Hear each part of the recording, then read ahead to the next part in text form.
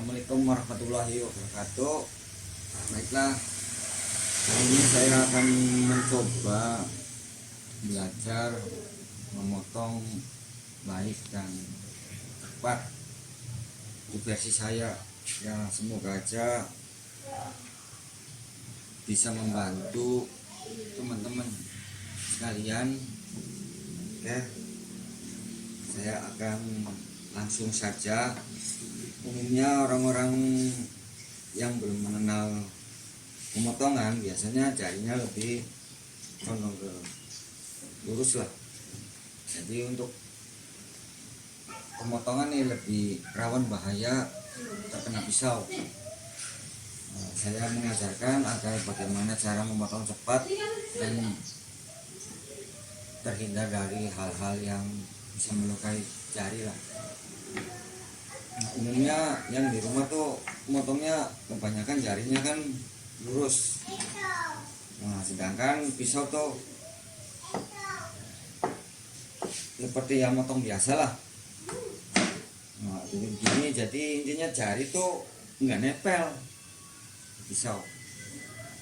Mungkin bisa cepat, tapi kalau lama-lama potongan banyak mungkin rawan kepotong, soalnya jarinya tuh nggak diumpetin secepat.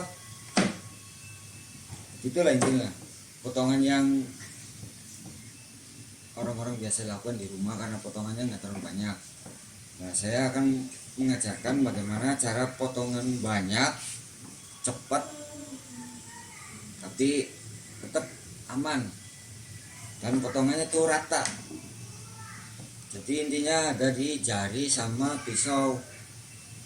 Jadi jari kita tuh dulunya kan begini lurus, kita sembunyiin, kita tekukin.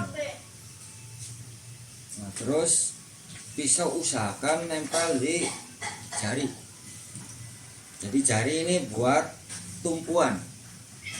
Jadi semakin motong nih tetap nempel tuh sama jari. Contohnya kan begini tuh. Jadi untuk mendapatkan space tuh, karena kita sering memotong, nanti jarinya mundur ke belakang. Nah, pisaunya ngikutin. Nah, kayak gini nih. Nah, jadi dari sini jari itu mundur, tapi pisaunya tuh ngikutin. Nah, nanti saya praktekin. Nah, intinya jangan begini. Jadi jari tetap ditekuk. Nah, pisaunya tempelin ke jari sambil berbarengan mundurnya tuh. Nah, begitulah intinya. Nah, jadi kalau tanpa pisau kita stimulasikan dengan mundurnya begini, pelan. Jadi tergantung potongan ketebalannya itu. Nah, untuk masalah ketebalan itu karena kita sering memotong, insya Allah bisa kita atur sendiri. Intinya memotong biar aman, cepat tuh. Stimulasinya kayak gini, bukan kayak gini, tapi tekuk. Nah, nanti kalau pas ditempelin sama pisau, boleh kita lurus. Kalau lebih aman, boleh kita serongin pisaunya ke sini.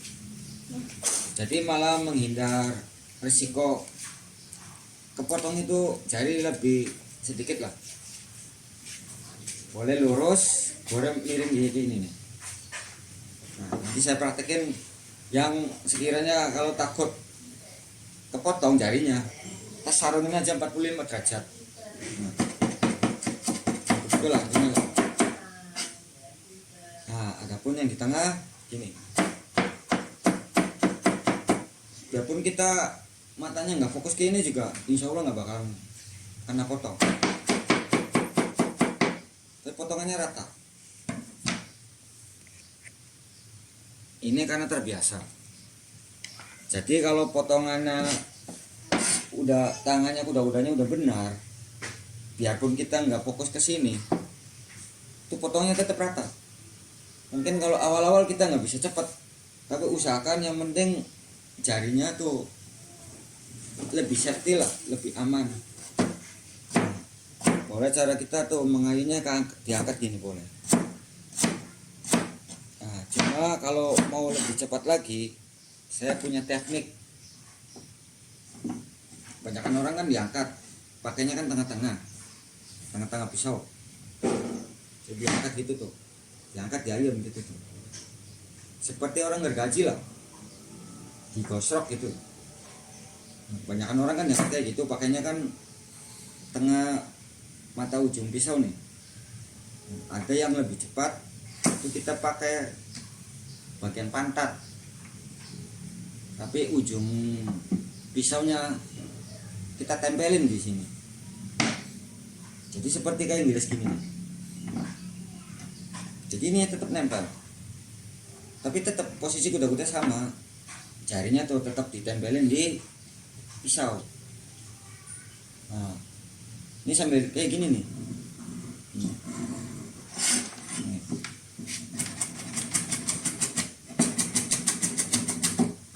Jadi kalau porsi banyak potongannya tuh, insya Allah udah tetap aman, lebih cepat. Cuma himbauannya tetap aja sih, kalau sesuatu dilakukan terus menerus kita juga akan bisa cepat. Cuma ada kalanya kita nggak tahu ilmunya. Istilah kalau kita sering lihat orang pintar ya kita mungkin jadi pintar lah ya untuk masalah pemotongan. Jadi dalam arti pintar, kita nggak ceroboh sering kena tangan luka lah, istilah kebeler lah. Tapi kalau kita udah tahu dasarnya, insya Allah biarpun nggak digunain setahun 2 tahun juga ya masih bisa. Cuma kalau kita nggak tahu, cuma posisi jari masih kayak gini, mungkin bagi yang paham motong udah langsung bisa nilai itu nggak bisa motong. Biarpun motongnya cepat, mungkin karena cepat tuh dia suka ngindar gitu, jadi istilah jarinya tuh lari. Nah, tapi kalau jarinya tetap ditempelin, jari itu nggak bakal lari. Itu malah jari itu nyatu dengan pisau buat tumpuan, buat ukuran. Jadi kayak gitu. Nah, nanti hasilnya juga rata tiap incinya tuh. Kalau potongannya nggak ditempelin mungkin ada yang rata, ada yang enggak. Cuma untuk buat kecepatan itu nggak bisa kalau nggak ditempelin di badan pisau tuh. Nah, itu juga dengan posisi wortel yang bulat. Nah, kalau posisi ini kan lurus, itu kan hasilnya kan lurus. Nah, kalau kita posisi seles atau nyero, ini tetap cuma pisaunya aja yang diserongin gitu loh, bukan ininya begitu ya. Tapi enaknya aja gimana, yang penting kita motong hasilnya bagus, cepat. Jadi yang nyaman kita motongnya gimana lah. Cuma kalau biasanya orang itu pisaunya yang diserongin, bukan medianya yang diserongin. Jadi contohnya gini,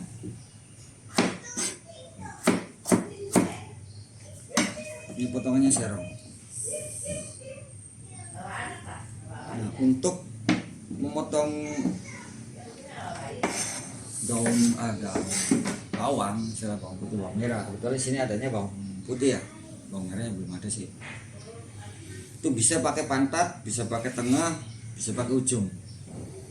Kadang orang udah bosan pakai ujung bisa. Jadi gitu, diayun. Tetap sama hasilnya, tipisnya. Hasilnya sama, cepat juga cepat bisa. Tetap kuda-kudanya sama. Kita tempelin di jari tuh. Jangan menghindar. Jangan menghindar. Soalnya kalau kita udah terbiasa mah enak. Biar tuh sambil ngobrol sambil ini juga nggak bakalan kepotong.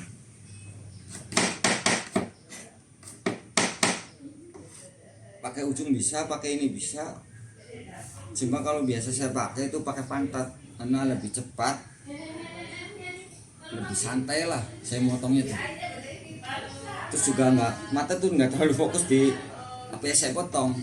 Jadi dia bisa melamun lah. Cuma ya bukan melamun bahayain diri sendiri, bukan, karena kita udah tahu dasarnya. Contohnya misalnya saya motong ini nih, bawang putih pakai pantat nih. Tapi tetap ujungnya ditempelin di sini. Ininya juga jarinya tempelin ke sini, ininya juga mundur buat ngatur ketebalan. Jadi kayak gini nih.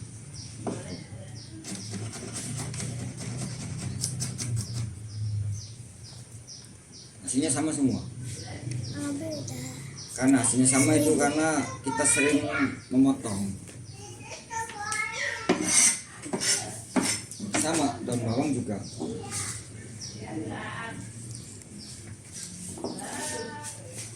Usahakan kalau motong sayur-sayuran ini mungkin barangnya sedikit ya, cuma kadang kalau orang barangnya banyak tuh numpuk, usahakan jangan ditekan, jangan, itu malah merusak sayurannya, nanti cepet basi atau busuk lah. Biarin aja sila. Kalau mau kayak orang martabak tuh diikat pakai karet, itu biar mempermudah. Mungkin kalau yang biasa sih kita lipat jadi 2 gini juga bisa, cuma jangan sampai dipenet atau ditekan lah. Khusus untuk sayuran itu mempermudah pembusukan. Sama motongnya juga ya lebih gampang kalau motong.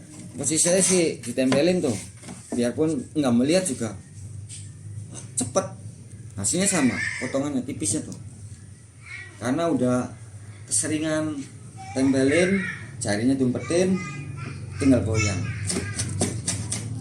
Nah, kalau kita takut terlalu dekat, kita bisa piringin begini nih, 45 derajat lah, itu lebih aman lagi.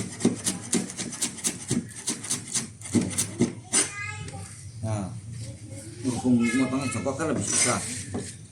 Nah, jadi kita sambil melamun, sambil tengok-tengok juga nggak bakalan ini.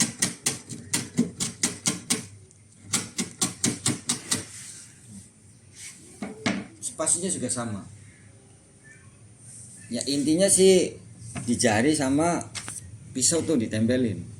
Tapi usahakan kuku-kukunya tuh sembunyi. Kayak gini lah, kalau kayak gini, ini malah rawan kepotong kalau begini. Jadi begini nih, istilah kayak cakar elang lah, cakar gitu loh. Kita tampilin gini, baru gini nih. Nah, gini.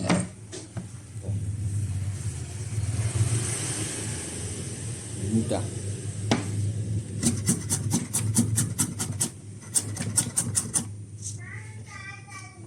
Ya mungkin itu aja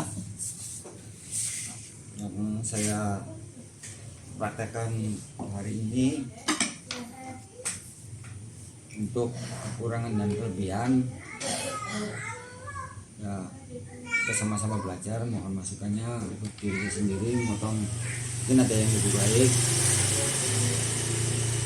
Mungkin itu aja dari saya, semoga bermanfaat untuk teman-teman semua.